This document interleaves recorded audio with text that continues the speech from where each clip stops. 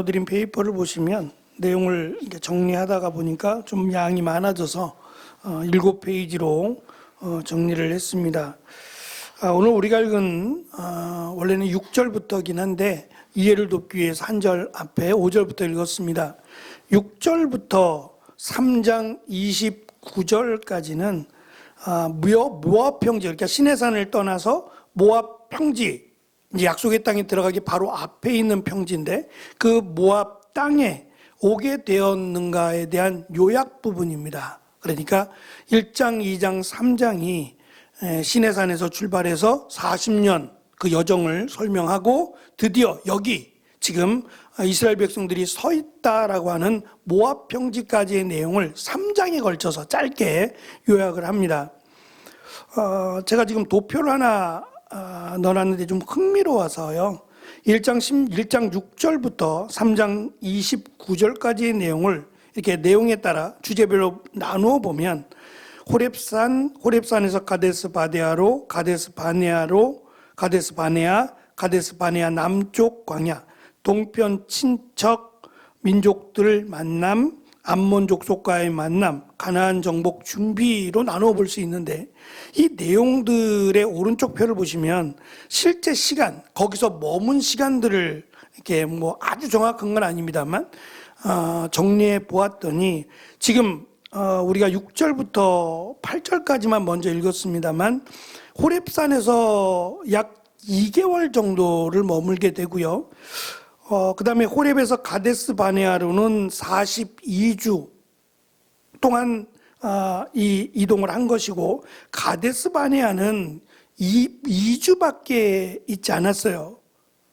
그리고 오른쪽에 표를 보시면 오른쪽에 퍼센트를 보시면 그 내용에 대한 전체 100%를 놓고 그 내용에 대한 퍼센트를 지금 해놨어요. 그러니까 2주밖에 안 된다라는 얘기가 40년에서 2주밖에 안 되는데 0.1%밖에 안 되는 거예요. 40년에 해당되는 기간을 나누어 볼 때 2주니까 0.1%밖에 안 돼요. 그런데 이 내용은 2주고 제일 짧거든요. 40년의 광야 생활 중에 가데스 바네아라고 하는 거기서 머문 기간이 거기서 발생한 사건은 2주밖에 안 되는 기간인데 그러니까 이 40년의 2주는 0.1%인데 지금 기록하고 있는 20절부터 46절까지 총 27절을 기록하고 있다는 거예요. 아니 0.1%밖에 안 되는데 지금 1장 왼쪽 표에 있는 대로 1장 6절부터 3장 29절까지의 내용들을 보면 가장 길잖아요. 가장 길고 그 긴 것을 퍼센트로 또 했더니 25%가 나오는 거예요. 그럼 왜 이렇게 가장 길게 해놨을까? 또 더 나아가서 2장 1절을 보시면 가데스 바네아 남쪽 광야에 38년을 머물게 돼요. 근데 이 38년은 전체를 놓고 보면 97%에 해당되는 건데 설명하는 것은 한 절밖에 없어요. 이상하잖아요. 2주 정도밖에 2주의 짧은 기간에 대해서는 27절이나 할애해서 설명을 하고 38년이거든요. 97%에 해당되는 38년에 대한 설명은 고작 한 절로 그냥 끝내버리는 거예요. 그렇다면 이 가데스 바네아라고 하는 2주 동안의 이 사건이 결국 이스라엘 백성들을 40년을 돌게 만들었던 사건이에요. 이것이 없었다면 38년, 40년의 의미는 없는 거예요. 그러니까 10일길, 10하루길이라고 했으니까 뭐 2주 안에는 지금 약속의 땅으로 들어갈 수 있었던 거예요. 근데 이 가데스 바네아에 일어났던 사건 때문에 결국은 2주 만에 들어가야 될 곳을 40년에 걸쳐서 돌아갔으니 정말 주의해야 될 것은 이 가데스 바네아에서 일어났던 이 사건이란 말이에요. 이 사건이 하나님께서 40년 동안 그러니까 이 말씀을 들었던 내가 아브라함과 이삭과 야곱에게 약속했던 땅을 너에게 주겠다라고 하는 그 하나님의 약속을 받은 정작 1세대들은 못 들어가고 죽어요. 하나님의 그 약속을 받고 출애굽해서 시내산에서 율법을 받았던 그 1세대들은 다 죽는다고요. 못 들어간다고요. 하나님이 허락하지 않았어요.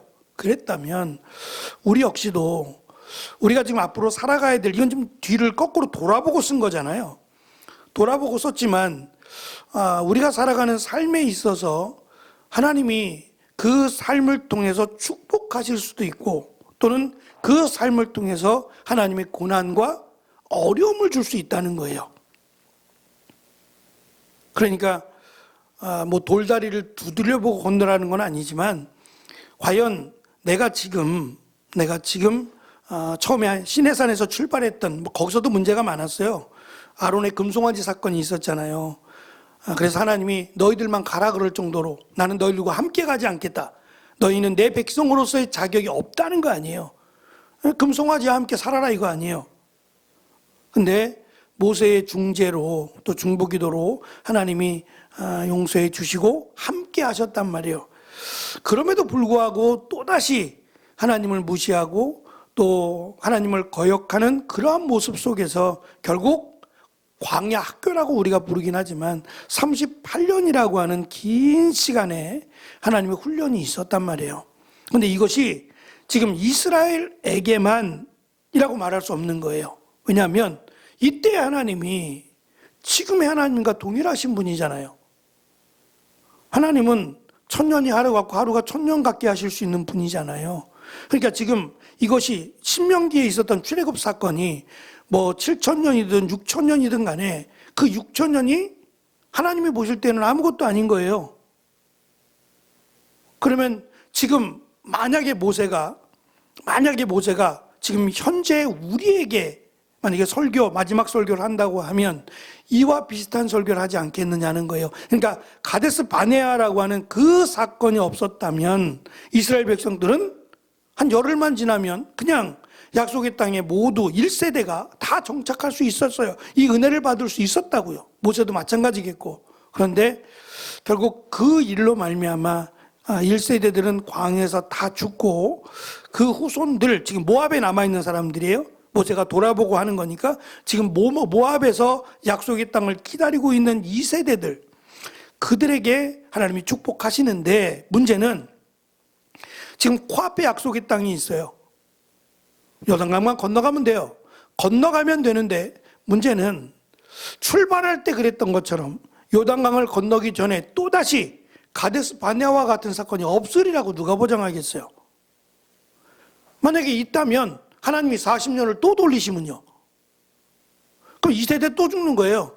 2세대도 못 들어가는 거예요. 그럼 3세대가, 물론 하나님이 용서하신다는 전제에, 하나님이 긍휼히 여기신다는 전제로 볼 때는 그 많은 이스라엘 백성들이 축복의 땅에 못 들어가게 되는 것이 하나님 때문이 아니라 결국 너희들 이스라엘 백성들 때문이라고 모세는 말을 하고 있는 겁니다. 그러니까 이것이 단순히 이스라엘 백성들에게만이 아니라 지금 이 시대를 살고 있는 우리에게도 동일하게 적용을 시켜야만 돼요.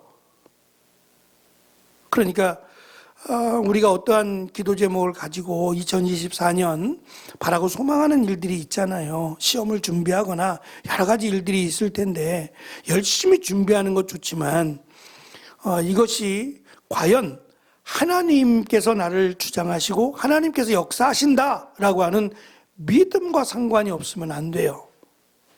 그러니까 공부하는 것도, 내가 삶을 살아가는 것도 그 안에 하나님이 함께 하시는 거기 때문에 하나님을 믿는 믿음 안에서 살아갈 때 그 일이 이루어지는 거지. 그래서 제 맨 마지막을 잠깐 보시면 7페이지요. 제가 밑줄을 좀 그어놨는데요. 몇백 년 만에 아브라함, 이삭, 야곱에게 하신 약속이 성취되는 순간입니다. 그러나 이스라엘이 그 땅을 차지하기 위해서는 현재 모압이에요. 머물고 있는 곳을 떠나야 하고 전쟁을 해서 취해야 합니다. 하나님께서 주신 약속의 성취는 인간의 믿음과 노력을 요구해요. 하나님이 이 땅을 너에게 주었다라고 하면 그냥 들어가기만 되는 게 아니에요. 하나님을 믿는 믿음으로 그 땅을 정복해야 되는 거죠. 마찬가지로 우리가 이 땅을 살아갈 때 하나님이 나와 함께 하심을 믿습니다라고 공부도 안 하는데 어떻게 시험이 붙었겠어요? 열심히 노력하는 것은 내가 해야 될 일이죠. 중요한 것은 이 노력이 전부가 아니라 하나님을 믿는 믿음이 함께해야 된다라고 하는 것을 지금 모세는 가르쳐 주는 거예요. 사실 말씀드린 것처럼 모세는 고별 설교입니다. 마지막 설교라고요. 마지막 이스라엘 백성들을 바라보면서 손주뻘 되겠지요. 모세에게는.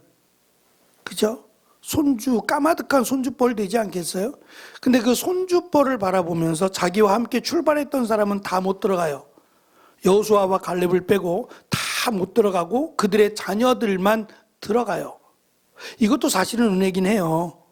하나님이 만약에 크게 진노하셨으면 아무도 들어갈 수 없는데 그래도 하나님이 긍휼히 여기셔서 광야에서 태어난 자에게 은혜를 베푸셨어요. 그래서 너희들이 사실 은혜로 약속의 땅에 들어가는 거다. 그런데 그 과정에는 너희들도 겪어보지 않았느냐? 하나님의 말씀을 거역하면 들어갈 수 없다는 거예요. 저는 이 부분이 믿음과 관련이 있다고 생각해요.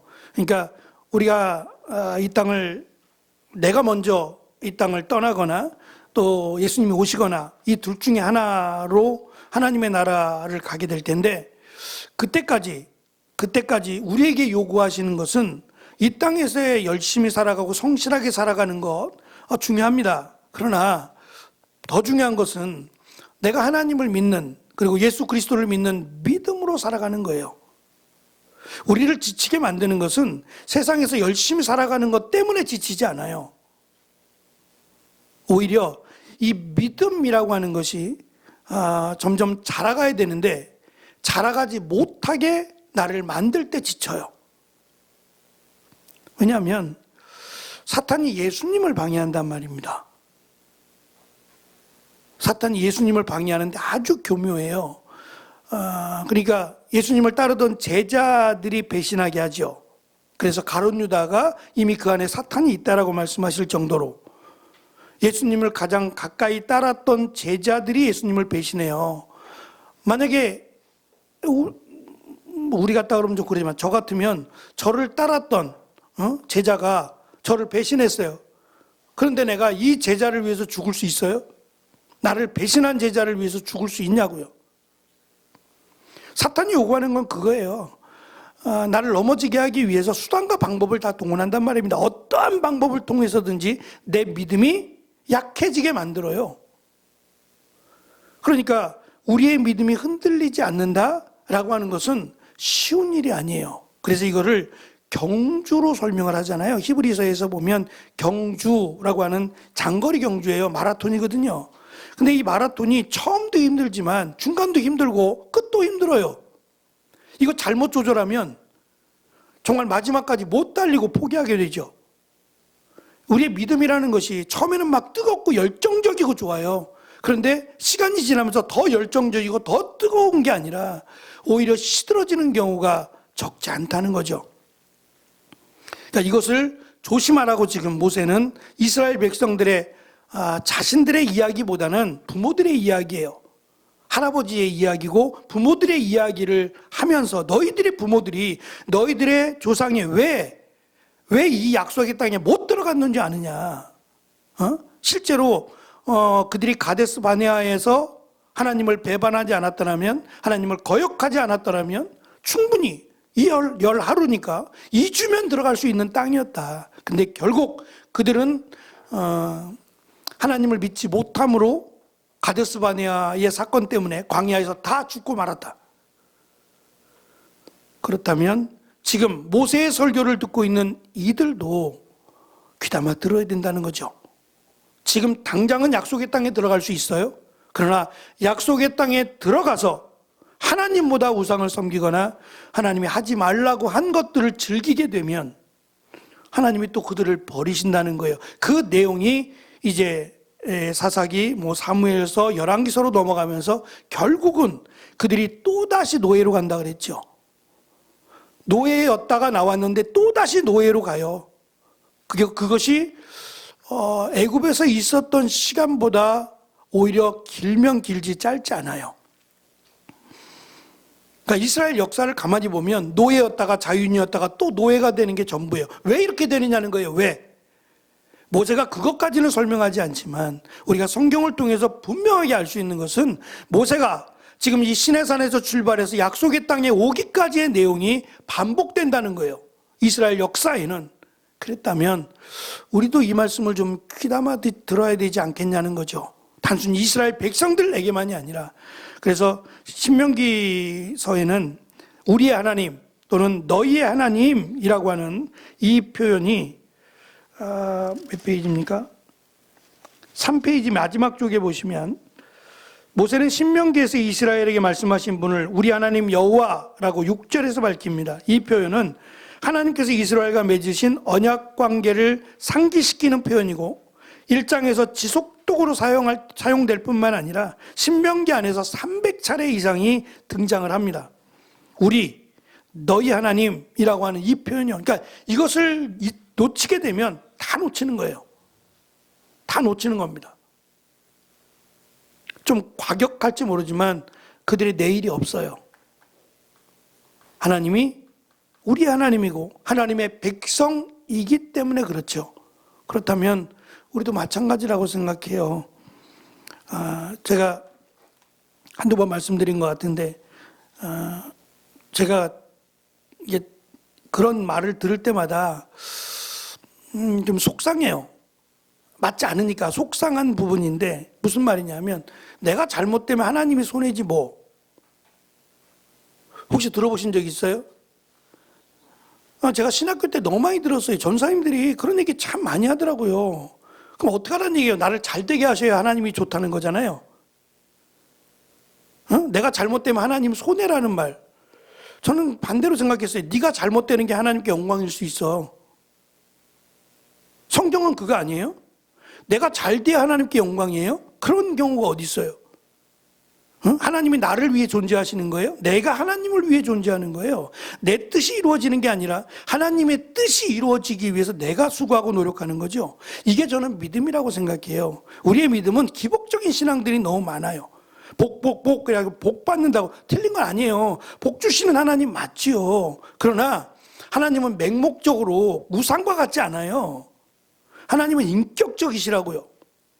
하나님은 무엇을 좋아하시고 무엇을 싫어하시고 사랑하시고 분노하시고 심판하시는 전인격적인 하나님이시거든요.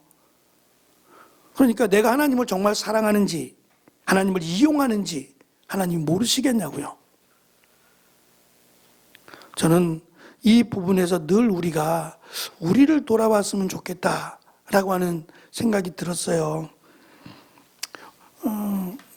저희 교회로 지금 신문이 2개가 옵니다. 제가 신청한 건 아닌데 하나는 개혁신문이라고 해서 하나 오고 또 하나는 그 개혁교단에서 나간 사람들이 또 하나의 교단을 만들었어요. 저랑 상관이 없는데 왜 저한테 또 보내나 모르겠어요. 그래서 신문이 2가지가 와요.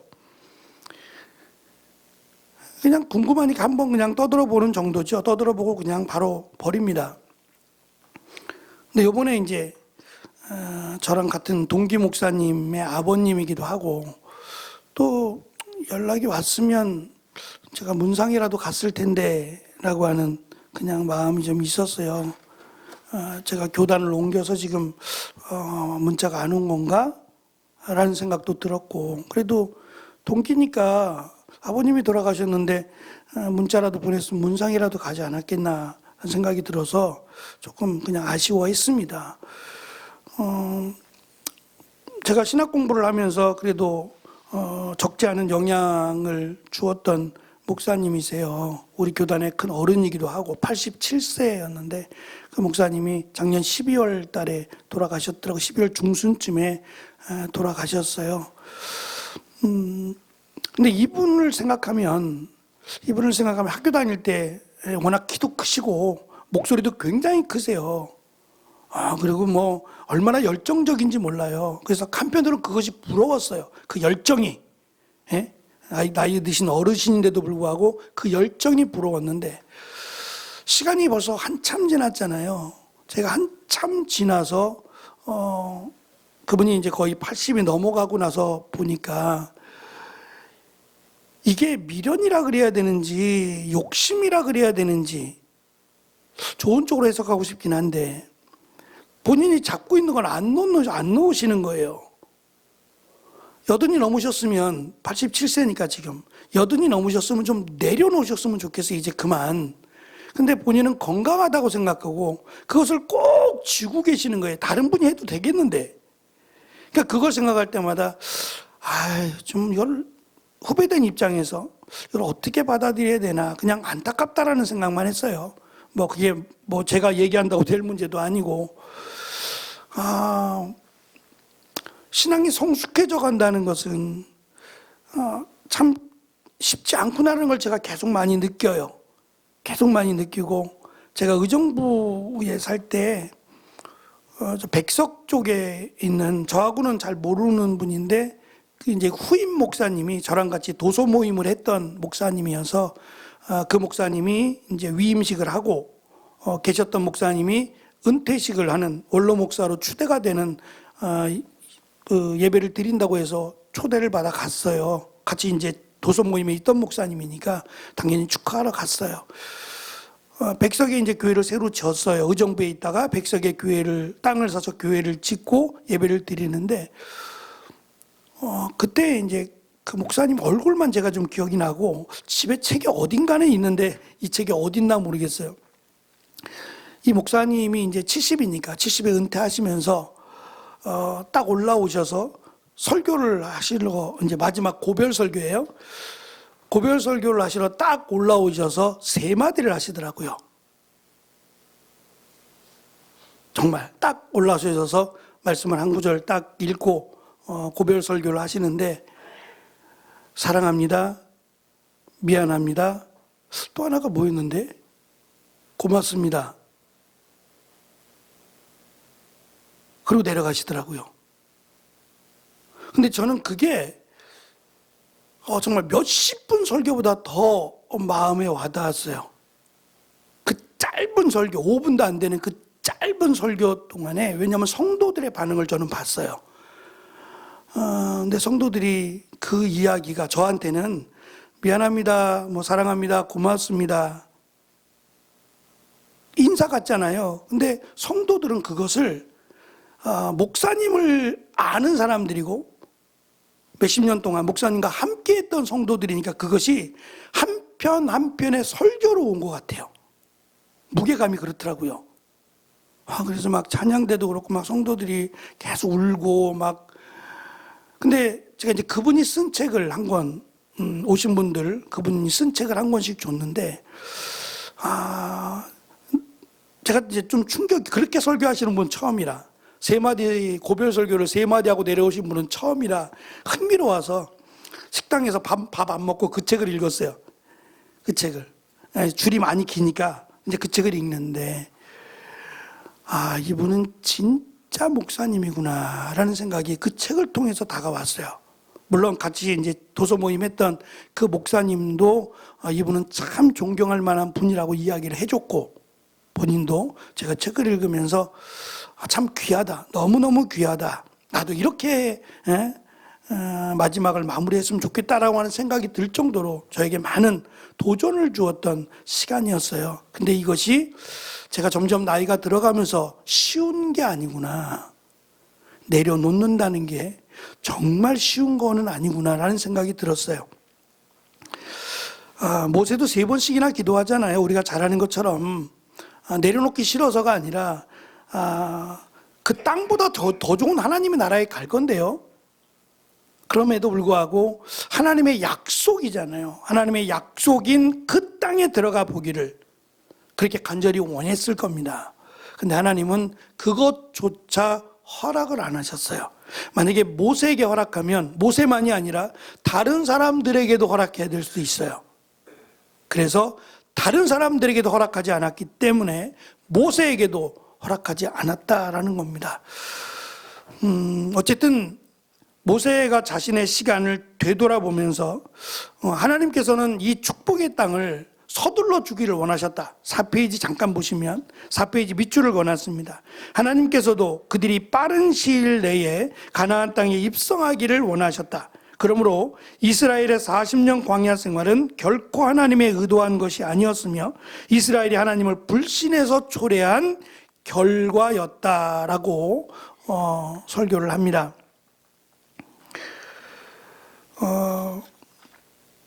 결국은 우리의 삶 속에서 그 삶의 키, 만약에 우리가 배를 타고 있다면 그 배를 항해하는 키를 하나님이 갖고 계시다라고 생각하면 좋을 것 같아요.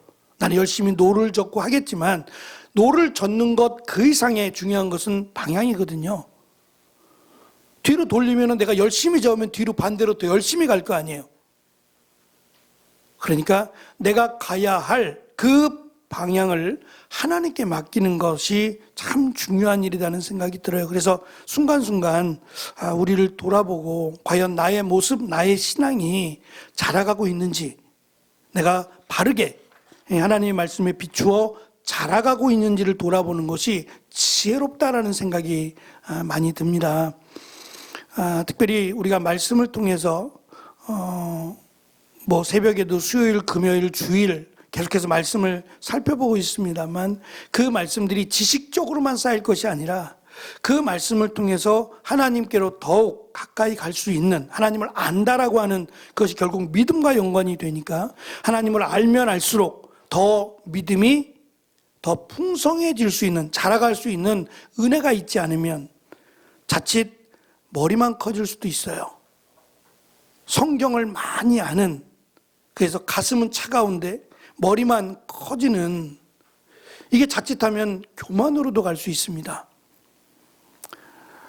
한편으로 감사한 것은 저도 마찬가지인데 기억이 잘 안 난다는 거예요. 그죠? 그래서 제가 가끔 이렇게 여쭤보면 모르는 게 아니라 분명히 아는데 기억이 안 나시죠? 저는 그것도 은혜라고 생각해요. 그거 다 기억나면 참 쉽지 않겠다는 생각도 들어서 우리가 잊어버릴 건 좀 잊어버리고 아는 건 아는 것도 중요하다. 그건 어쩔 수 없는 인간의 한계라는 걸 느끼고, 그럼에도 불구하고 우리가 하나님을 더 많이 알아가고 하나님 말씀을 아는 일에 더욱 힘쓰는 것은 우리가 마땅히 해야 될 일이다라는 생각이 듭니다. 2절밖에 안 됩니다. 우리가 읽은 것은 6절, 7절, 8절, 3절이네요. 3절밖에 안 되지만 이 3절에 이 도입 부분의 이 내용이 신명기 전체를 끌고 가고 있다라고 하는 의미에서 오늘 내용이 좀 깁니다. 돌아가셔서 내용을 한번 쭉 읽어보시기를 바라고요. 모세가 과연 신명기의 말씀을 통해서 무엇을 강조하고자 했을까? 지금 어쩌면 시내산에서 약속을 받은 사람들이 아니에요. 시내산에서 율법을 받고 약속을 받았던 사람들은 다 죽었어요. 이미 받은 것을 갖고 있을 뿐이죠. 이 세대들은. 그러니까 피부로 와닿지 않아요. 피부로 와닿지 않고 하나님과 함께 했던 시간도 물론 40년이라고 하는 시간, 38년이라는 시간도 이들에게 있지만 아버지들 또는 할아버지들만큼은 아니에요. 그러면 문제는 이들뿐만 아니라 이제 이들의 자녀들까지도 믿음으로 세워야 되는 일이 이제 숙제가 되는 겁니다. 만약에 그게 되었다면 이들도 2세대도 2세대가 아닌 3세대도 믿음 안에 섰다면 이스라엘이 이렇게 포로로 잡혀가는 일은 없었을 거예요. 그러니까 믿음의 고리를 이어간다는 것, 자자손손 하나님을 섬기고 믿는다는 것은 쉽게 볼 일이 아닙니다. 참 어려운 일이다라는 생각을 가지고 내 믿음을 잘 세우고 또 우리의 자녀들, 그 손자들의 믿음까지 잘 세워줄 수 있는, 그래서 정말 하나님의 은혜 가운데 믿음의 가문을 세울 수 있는 귀한 은혜가 저와 여러분에게 함께 하시기를 축원합니다. 기도하겠습니다.